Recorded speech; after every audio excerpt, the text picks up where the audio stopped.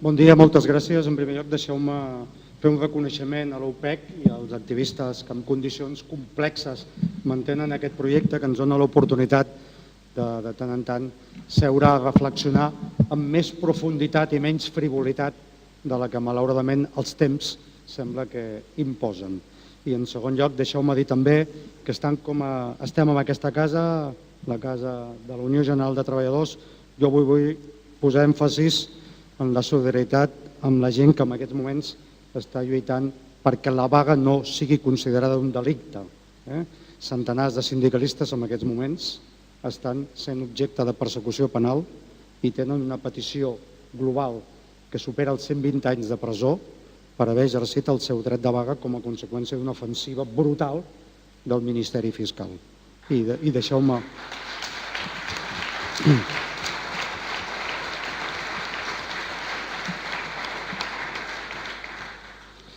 dir que crec que té molt a veure amb el que estem discutint, de la voluntat dels poders econòmics d'acabar en qualsevol contrapès, en qualsevol contrapoder social. Perquè no se m'oblidi, i no sembli que fujo d'estudi, vaig intentar contestar ràpid abans d'entrar al que jo portava per dir, que intentaré dir-ho, a les preguntes que ens feia el moderador, sobre si parlar molt de la impotència de la política, del segrestament de la política, no podria suposar una certa exculpació dels que es considera que són els polítics. D'entrada ja us he de dir que, com després intentaré explicar, amb aquesta pregunta hi ha una certa autotrampa i es considera la política estrictament com una tasca dels polítics professionals i estrictament només com una qüestió de les institucions. Però sí que és veritat que existeix una certa exculpació. Jo l'escolto a Rajoy permanentment dir allò de no tenim marge, no tenemos margen. Però també suposa una certa resignació de la societat.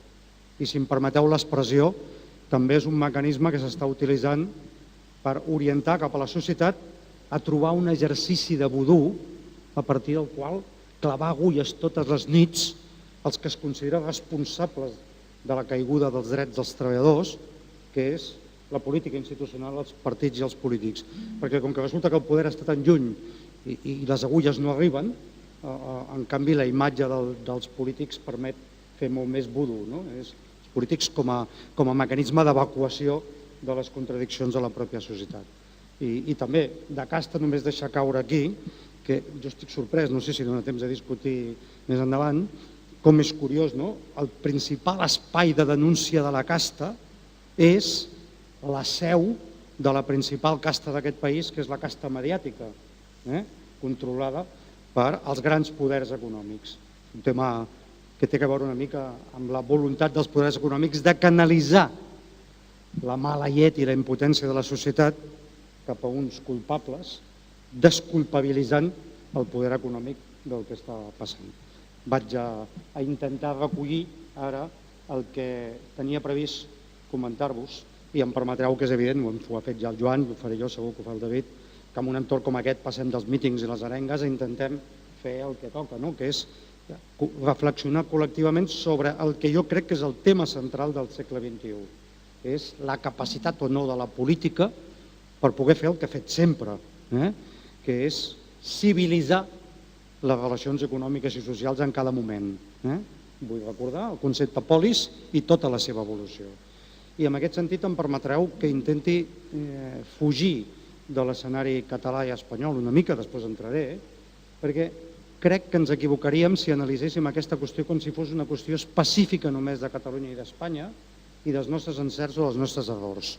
Crec que la política està segrestada o la política ha perdut la seva capacitat de complir la seva funció avui arreu del món. És un fenomen global, perquè té raons de naturalesa global i crec que seria un error no tenir-lo present així. Què li està passant a la política? Doncs una cosa que li ha passat a les altres formes de fer política al llarg de la humanitat. La política, insisteixo, com la capacitat de les societats de cada moment per civilitzar les relacions econòmiques i socials, per establir contrapoders a l'economia, per establir contrapesos democràtics, ha perdut una bona part d'aquesta capacitat avui. I l'important és que intentem analitzar qui ha segrestat la política, qui són els segrestadors, primer en què consisteix, després qui són els segrestadors i en últim quines són les seves causes. Jo, de fet, crec, amb el fons, crec que el que ha estat segrestat no és tant la política, que també, la política com a formes d'organització social, que no només és la de les institucions, també la de les organitzacions socials, amb el sentit més ampli del terme. El que ha estat segrestat és la capacitat, la sobirania dels ciutadans per autogovernar-se en tots els aspectes de la nostra vida. De fet, la democràcia té, en un moment determinat de la història, aquesta funció. I vull aprofitar per recordar que la sobirania, que és un concepte que en aquests moments utilitzem molt, no és un concepte absolut. Tenim tendència a sublimar el passat. I a vegades jo veig, per exemple, anàlisis en relació a la situació catalana i espanyola, amb la que es parla de sobiranies democràtiques referents a moments de la història amb el que només podien decidir o exercir la sobirania els propietaris. I en canvi parlem d'institucions democràtiques referents en aquells moments en forma bastant ucrònica. O se'ns oblida que durant una bona part del segle XX doncs resulta que les institucions polítiques integraven el dret de votar als homes i no de les dones a Espanya fins als anys 30. Ho dic per situar en termes una mica històrics aquest plantejament. Què ha passat, al meu entendre? Doncs que la sobirania conquerida en un determinat moment del segle XX en relació a una economia industrialista, que no és exactament industrial, que vol dir articulada al voltant de la indústria, però no només per aquest factor, i ubicada dins dels estats nacionals, aquesta manera d'exercir la sobirania a través de la política de totes les institucions i organitzacions ha entrat en una profunda crisi i avui s'expressa amb tota la seva impotència. I aquí, per veure què ha passat, quines són les causes i què podem fer, tenim, si em permeteu, dos mètodes d'anàlisis. Un és el que jo crec que avui és dominant, és el mètode d'anàlisi judeocristià, si em permeteu simplificar l'expressió. És a dir, bons i dolents, bé i mal, gent que ho ha fet bé o ho ha fet malament, encerts, errors, culpables, és curiós, no? I no deixa de ser curiós que aquest mètode judeocristià hagi avalat tant en l'àmbit de l'esquerra i que l'esquerra hagi abandonat tant la capacitat de fer anàlisis marxistes, que, per exemple, des de la perspectiva de com els canvis tecnològics econòmics provoquen una profunda destrucció i canvi amb les estructures econòmiques, i això converteix en obsoletes la superestructura política i provoca crisis com els 150 anys dels primers industrialisme, aquest mecanisme que el marxisme en zona d'anàlisi, jo no el veig malauradament amb els anàlisis de l'esquerra. És a dir, és com si l'economia no existís i com si la relació entre tecnologia, economia, poder econòmic i poder polític hagués desaparegut. Llavors, la primera cosa que us suggereixo és que crec que des d'una perspectiva d'esquerres, l'esquerra hauria de recuperar el marxisme com un mètode útil, dic mètode, no dic dogma, mètode útil d'analitzar el que està passant. I què està passant? Doncs una cosa que ha passat al llarg de la història, és a dir, es produeixen uns canvis tecnològics que permeten al capitalisme canviar radicalment les regles del joc. Ja no estem en una fase de capitalisme comercial, no estem tampoc en una fase de capitalisme industrial, estem en la tercera fase del capitalisme, que és un capitalisme de matriu fonamentalment financera i global. I això determina una sèrie de coses. Això determina, entre altres, que aquest capitalisme financer adquireix un poder polític brutal davant d'un poder polític local que esdevé, si més no, feble i, per tant, amb moltes limitacions. De fet, és el que està passant. Jo no voldria esculpar, ni molt menys, evidentment, els governants espanyols d'aquest temps ni els governants europeus, perquè marge ha hagut per fer coses diferents, sens dubte. Però és bastant evident que en un context de tanta fortalesa de l'economia financera, amb el que l'economia financera, a través de la gestió privada dels recursos del conjunt de la societat, adquireix un poder polític brutal, la capacitat de les institucions democràtiques i de les organitzacions socials per exercir també política com a contrapoder es veu debilitada. Jo crec que això és la primera cosa que hem d'entendre, perquè si no entenem això serà molt difícil encertar amb l'orientació de les coses que volem fer. A més, això té un impacte important a la construcció d'alternatives, tant socials com polítiques, perquè una de les primeres característiques d'aquest model de capitalisme financer global és que ha desestructurat les formes de producció. Aquí hem passat, i recupero la societat industrialista, hem passat d'una societat industrialista basada en un model de producció amb el que el capitalisme aconseguia els seus millors guanys, integrant la producció, integrant-la en grans centres de treball que generaven homogeneïtat amb les condicions de treball, que generaven cohesió amb els que treballaven i, per tant, identitat d'interessos comuns i, per tant, van facilitar l'emersió del que s'ha anomenat com a subjecte històric a un model de producció que basa els seus guanys precisament en tot el contrari, amb la descentralització productiva a nivell global, amb la llibertat de moviments del capital i amb l'esmicolament, en la desvertebració de les formes de treball, que provoca just el contrari, una desvertebració de la pròpia identitat dels treballadors. Avui, la màxima del capitalisme global financer és repartiu-vos el salari entre vosaltres, que els beneficis del capital ni es toquen, més bé pugen, i d'impostos per redistribuir la renta ni parlar-ne. I això és, per exemple, que explica la profunda fractura generacional que es dona avui a l'economia del nostre país i el que explica la facilitat amb la que determinades generacions cauen amb la trampa de la dreta i a vegades no de la dreta de creure que la manera de millorar amb les condicions de treball és disputar-li aquestes condicions de treball amb els adults que les han guanyat al llarg de 50 anys de lluita. És a dir, la confrontació entre gent. I aquesta és la dificultat, per exemple, d'organitzar tots els precaris que estan fora d'aquest circuit ordinari de treball. Això és el que ha fet obsoleta les formes d'organització social i institucional que representa la política.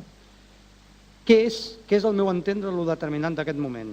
Primer, s'han d'estructurar les formes de treball i les relacions econòmiques. I això té molt a veure amb la desestructuració política. Que cada vegada a tot el món, especialment a Europa, s'estigui produint aquesta desestructuració de les opcions electorals, o desmembració o esmicolament, és a dir, que hi hagi tants projectes polítics diferenciats per resoldre les problemàtiques de la gent, ho podem imputar a que la gent que es dedica a la política són tontos, a que no ho sabem fer-ho bé. Podem fer anàlisis jueu-cristians d'aquesta naturalesa, que segur que hi ha alguna qüestió. O ho podem intentar analitzar amb la clau aquesta de com s'està trencant la identitat de la immensa majoria de gent. Segona qüestió, que és molt important, s'ha transferit una immensa quantitat de recursos econòmics a l'esfera de lo privat i a l'esfera de lo públic. El debat sobre sistema públic de seguretat social o sistema privat no és un debat només d'interessos econòmics, és un debat de poder polític. Quanta més gestió de recursos econòmics tingui lo privat, més poder polític tenen els mercats i menys tenen les societats. És a dir, això que anomenem els mercats, que ens han asfixiat fins aquí, hòstia, és que són fons de pensions de treballadors irlandesos, anglesos, japonesos, d'Estats Units, d'Holanda, que han deixat de tenir, si és que alguna vegada l'havien tingut, sistemes públics de pensions i tenen sistemes privats i que necessiten dotar d'alta rentabilitat amb aquests sistemes privats per tenir una bona pensió, i això ho aconsegueixen amb uns mercats financers que necessiten destrossar la capacitat de la política dels països per intervenir. Un tercer factor, aquest determinant, la conseqüència, ha determinat una percepció d'inutilitat de la política davant d'aquesta economia financera global.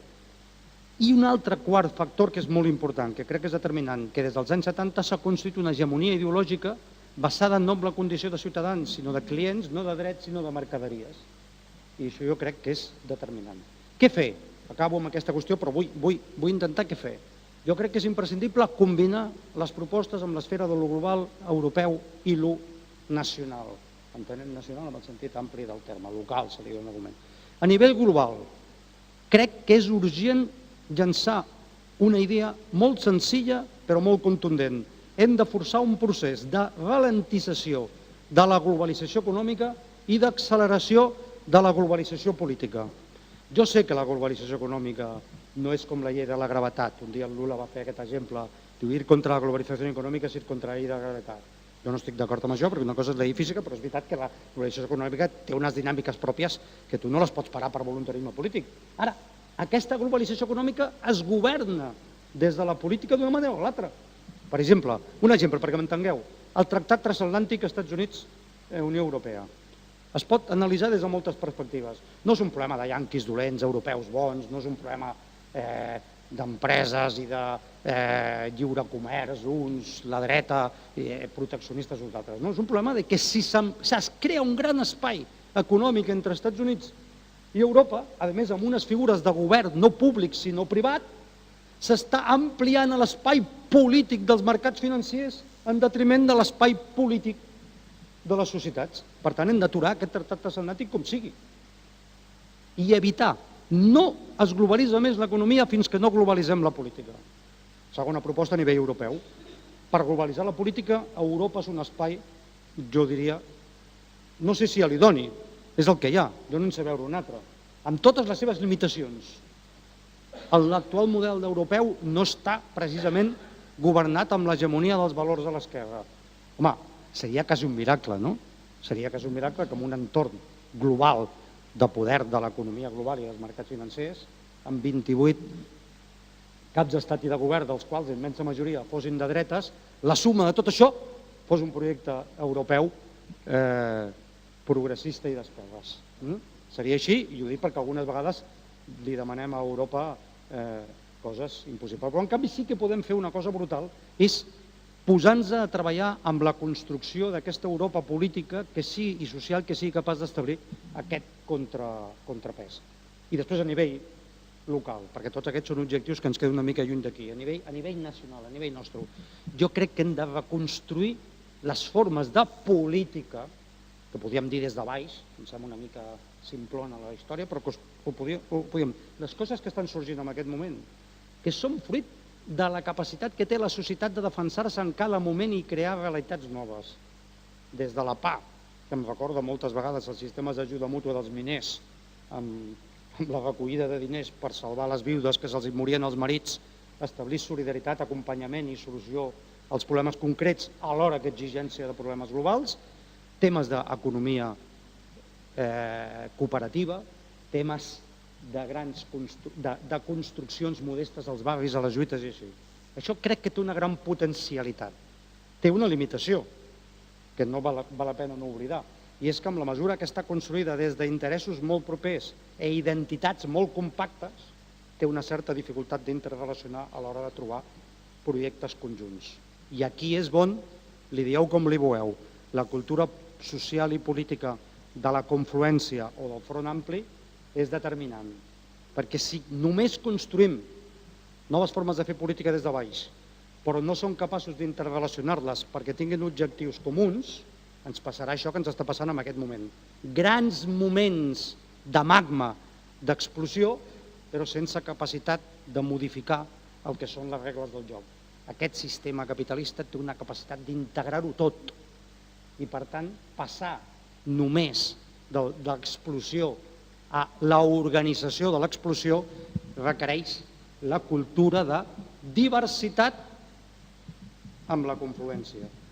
I aquí tots plegats hem de ser capaços de ser suficientment generosos i sobretot entendre una cosa, que seria materialment impossible que tanta gent amb la política segrestada i amb tantes dificultats per la política hagués trobat la fórmula màgica per resoldre-ho a través de les seves pròpies idees. Si és així, aleshores qui ho fa ja no és humà, és un descendent d'hereu directe d'algun déu. I jo, ni en dioses, ni en reyes, ni tribunos. Gràcies.